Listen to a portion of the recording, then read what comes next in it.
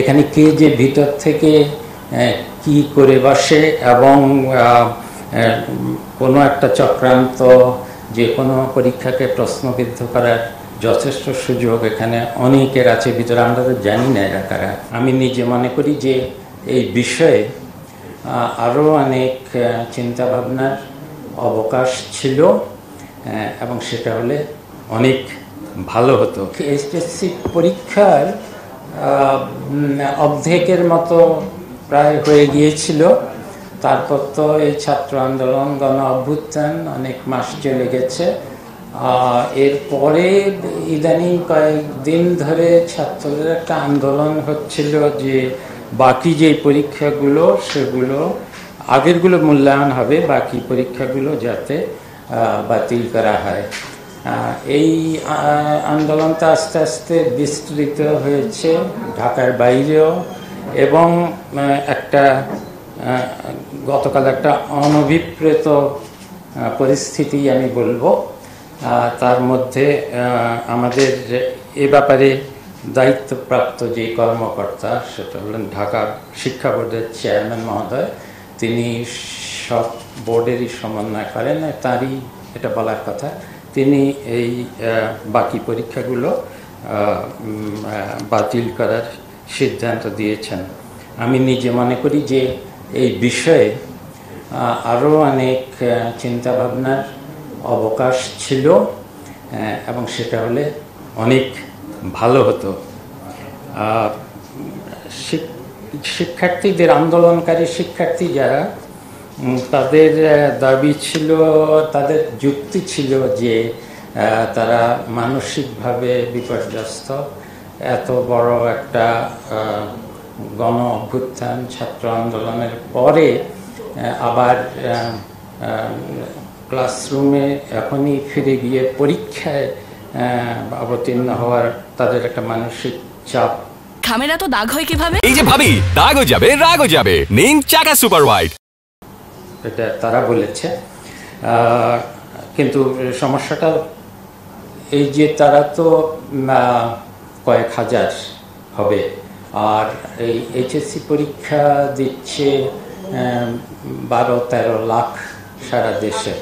এখন তাদের মতামত যে এই সব শিক্ষার্থীদের মতামত, তা তো যাচাই করার কোনো সুযোগ নেই।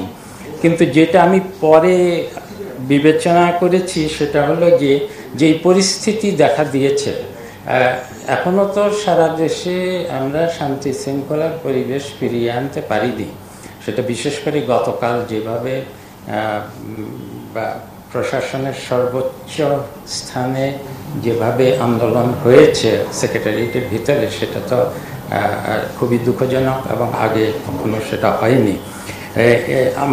আমার নিজের মনে হয়েছে যে এই পরিবেশটা আরও কিছুদিন আমাদের সামলাতে হবে। এর মধ্যে এত বিভিন্ন জায়গায় যে পরীক্ষা কেন্দ্রগুলো, সেগুলোর যে অবস্থা, কিছু ক্ষতিগ্রস্ত হয়েছে, অনেক জায়গায় অনেক কাগজপত্র নষ্ট হয়েছে, এবং সেইখানে নিরাপদ পরিস্থিতিতে শিক্ষার্থীরা নিরাপত্তা বোধ করবে কিনা, এবং সেখানেও যদি দুই পক্ষ থাকে তাহলে বিশৃঙ্খলা সৃষ্টি হবে কিনা। এবং সবচেয়ে বড় কথা যে প্রশ্নপত্রগুলোর যে গোপনীয়তা, এটা এখনকার যে পরিবেশ, এখানে কে যে ভিতর থেকে কি করে বসে এবং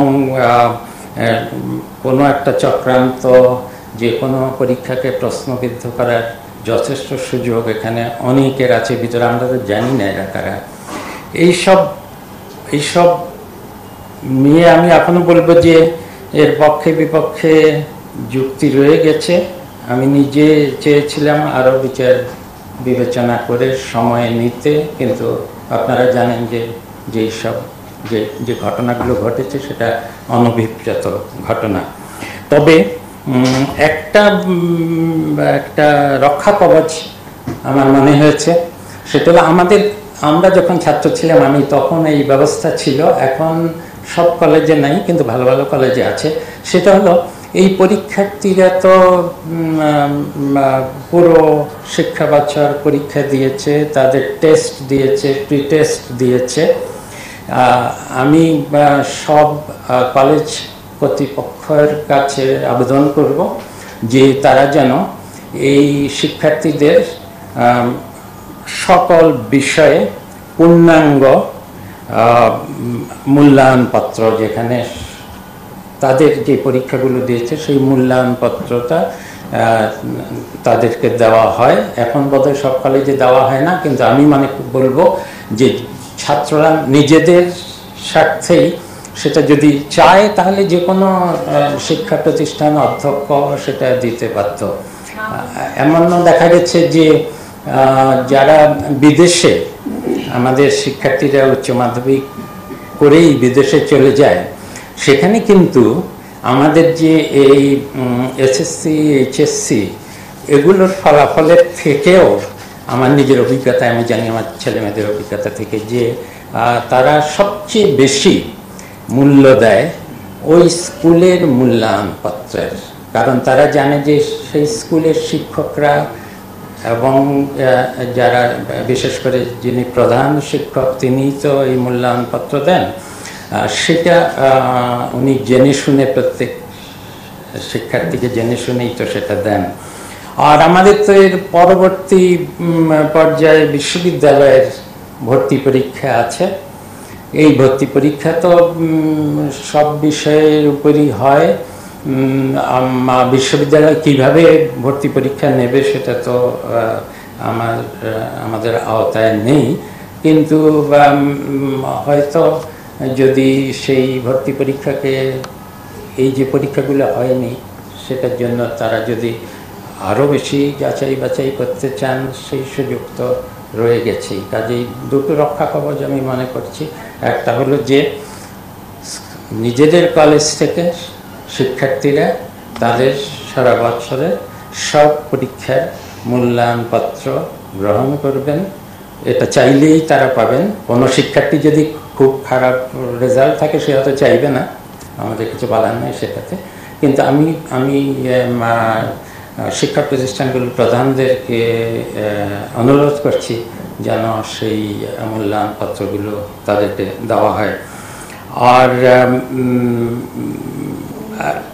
যতই এই অস্থিরতা চলতে থাকুক, এই নতুন শিক্ষা ব্যবস্থার যে সংস্কারগুলো হাতে নেওয়া হয়েছে, এখনকার যেই পরিস্থিতিটা হলো, তার সত্ত্বেও আমি মনে করি আমাদের যেই শিক্ষা সংস্কারের যে কার্যক্রম, পাঠ্যক্রমের সংস্কারের যে কার্যক্রম, এবং সর্বোপরি একটা শিক্ষানীতি, আধুনিক শিক্ষানীতি তৈরি করার অন্তত প্রাথমিক পদক্ষেপের যতটুকু সময় পাওয়া যায় তার যে চেষ্টা, একটা প্রারম্ভিক সূচনা করে যাব ইনশাআল্লাহ, সেটা আশা করি